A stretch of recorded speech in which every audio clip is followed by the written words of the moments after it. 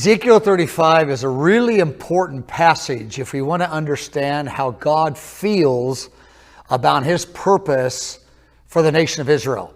Now, the Bible is really clear that God made a covenant with Abraham that he was going to give the land to Abraham and his descendants, and they would bring forth the Messiah out of that covenant.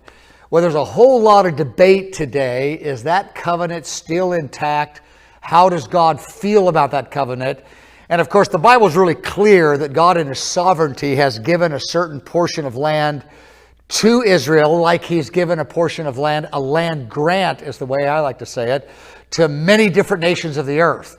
And that land grant is determined by his sovereign calling. And he requires the nations of the earth to accept his sovereign declarations and his decrees. Well, in Ezekiel chapter 35, this whole issue about having a negative attitude about God's sovereign call of giving the land to the nation of Israel.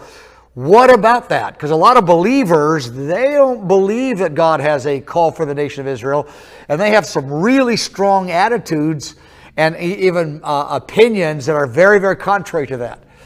Well, in Ezekiel chapter 35, the prophet Ezekiel talks about the generation the Lord returns, and he gives 5 different negative attitudes and 5 different actions that he's warning the people of God to make sure they don't partake of. And he has great zeal that we honor his covenants and his call for the nation of Israel.